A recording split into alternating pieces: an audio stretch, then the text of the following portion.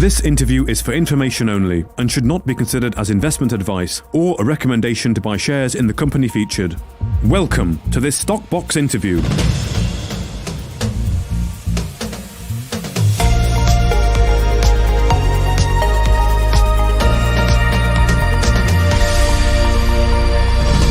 Joining us today is Andrew Bell, the CEO of Red Rock Resources. Andrew, welcome onto Stock Box. How are you?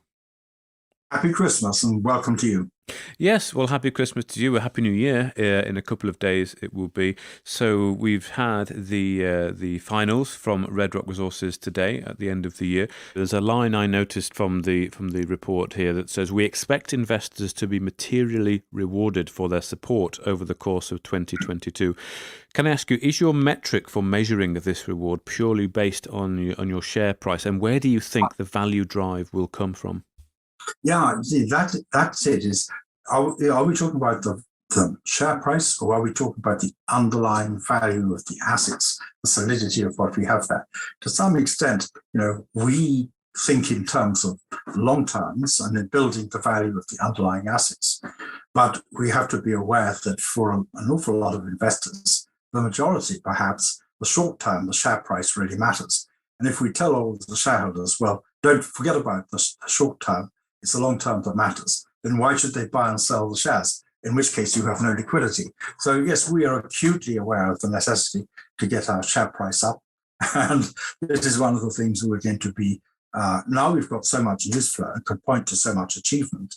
And I think it's well worthwhile people reading what's written in our annual report, in particular in the sort of chairman's report there.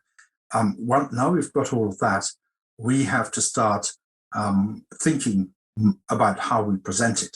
There's no good going and presenting yourself and when you've got nothing to say or when you are not going to be able to impress people. But when you think you've got enough there that people are going to hear your story and go away impressed and willing to take action, then it is worth doing it. In other words, we don't want to be selling a story we don't believe in ourselves. But now that we have a story that I think we do believe in ourselves, I think we have to get out there and sell it. And we're very aware that, if we don't, people will say, you're not good at marketing yourselves, and you should be. And that's a fault. So that's another of our priorities for this year. Yeah. If we could just focus on the other assets for a moment. There are a few there. You've got Jupiter Mines, you've got the Power Metal Resources investment, Juno Mines, the iron ore developer. You've got Mount Ida, El Limon, and of course, Elephant Oil. How core are all of these to Red Rock Resources, and are you looking to divest some of them as and when appropriate?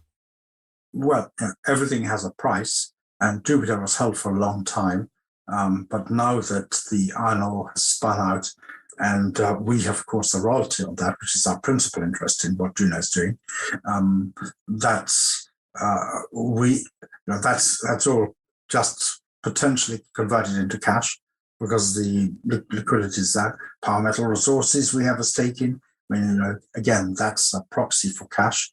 And Elephant Oil will get listed, we think, in the first quarter, and maybe as much as, who's to say what it'll start trading at? If we believe the company, our stake could be worth a couple of million, but whether that's dollars or pounds, we have to see. Okay, so at the right price, effectively, you would look to dispose of these assets to raise cash. There's a right price for everything. Mm-hmm. Yes. Okay, so taking a look at the core projects, and let's look at Kenya. So what is going on at Kenya? I know you're out there recently and some work has been going on. Yeah, of course. Any gold project, you have to do a lot of drilling, and you have to do some really precise drilling and get the target exactly. You can miss things. Now, we started off with something between 700,000 and 1 million ounces. With that JORC 2002 resource, it was 1.2 million. We were more conservative with the JORC 2012 resource. They're the same consultants. Earlier this year, we said 770,000, 720,000 ounces. And we've done some drilling there. Our aim is to get up to 1 million, then 1.5, then 2 million ounces as a starting point, because North Mara, some miles to the south of us, parallel, and on the Tanzanian side of the border, has done that over a period of years, started production in 2002. If you look at what's been produced there, over 3 million ounces, what they're declaring as a resource and whatever, another 5 or 6 million, and what's probably still to be determined, it'll be a 10 million ounce project by the time it's finished. Now, are we in the early stages of developing something similar? Well, there's a really good chance of it.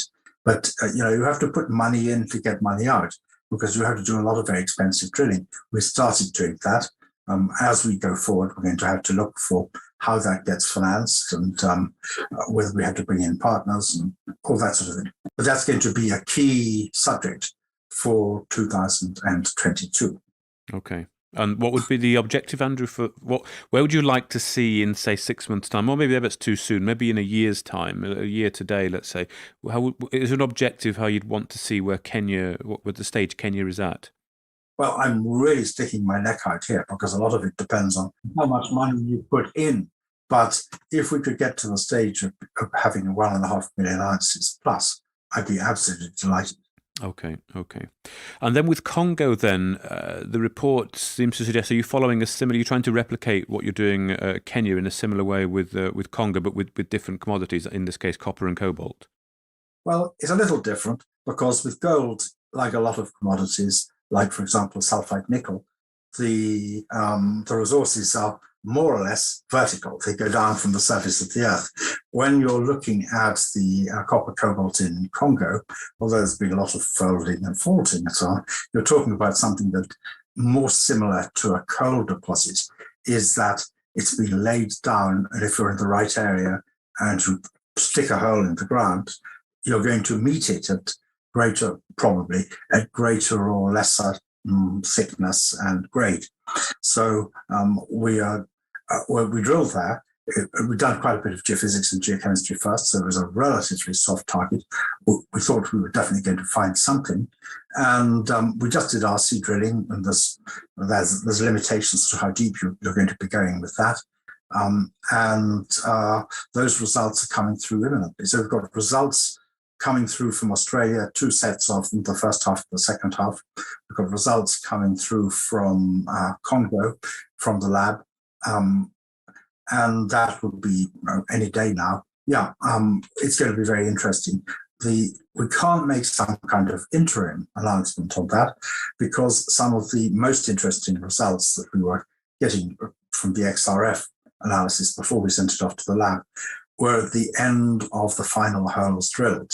And so we have to wait till we get the whole lot back in order to make a more meaningful announcement. Okay.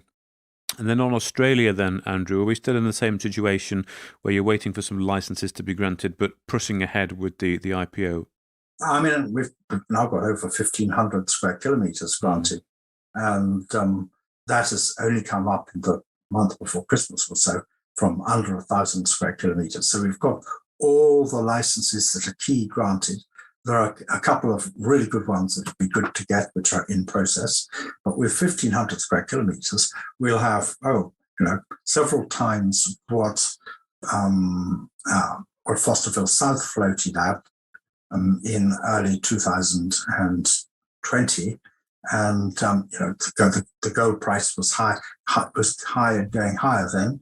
And it's been a bit static for a few months now. But so if we hit a period when the gold price is heading in the right direction and going up the next leg upwards, at the time when we get our listing, which should be in the spring, then we'll be in a very good position because we'll have all the stars aligned.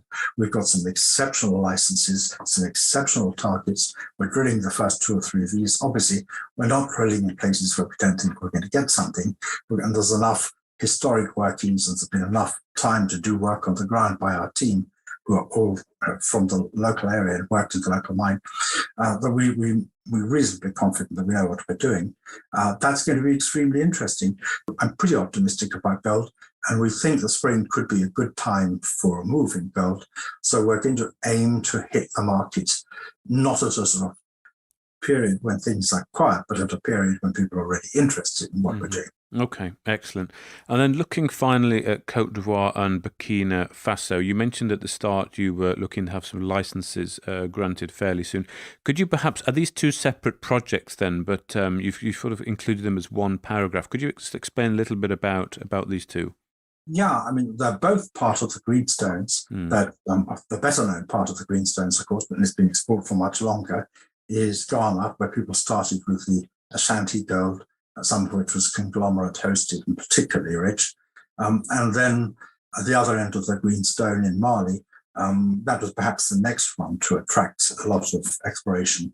But Ivory Coast really lagged behind because until his death, President Houphouët-Boigny was encouraging agriculture, coffee and cocoa and so on, and was not that favorable to mining. And Burkina Faso was a pretty poor country that was neglected. Now, the last few years, Endeavour have done some really good work beginning to exploit the resources of Burkina Faso. We've got some good mines. And in Ivory Coast, there's some good mines now being discovered. But what tends to happen is that it takes time for the big, long life good mines to be found in these countries. That's really not yet begun to happen in Burkina Faso and Ivory Coast. And we've got geologists there who've worked for decades for big companies that have come and gone, overseas companies. But they've seen a lot. And they've seen a lot of what people have discovered and left behind or not gone and tried to explore. So we have been able to apply for things where we have local or professional knowledge that some of these things are really good. And we'll get, before the end of this month, my anticipation is that we could well be getting good licenses in both those countries. There's a meeting on the 29th in Ivory Coast, which where we've got one or two of our applications coming up. And we have some negotiations that have been carrying on with people in Burkina Faso that I think are coming to a head. And so, watch this space. Okay. Here we are. We've only got one day of the year left, but we've got the beginning of next year coming next week. And we could have two legs, not insignificant, not minor legs, but important legs added to our stool. Okay. And just looking at the financials then, Andrew, I know it is, of course, included in this report, but for people who perhaps are not familiar with seeing these reports, are you able to give a bit of a snapshot of the current cash position and really, how well you're set up going into 2022 to further explore on your project? Do we have the capacity to carry on as we are and do reasonable work and exploration to carry on with our program and have a very good time in 2022? Yes, I think we are well placed to do that. The question is whether at some point the combination of mineral prices, gold price, the market momentum and so on creates an opportunity to leapfrog into a different, to go into a different orbit by intensifying one's activity. And that's going to be one of the interesting questions coming up in 2022.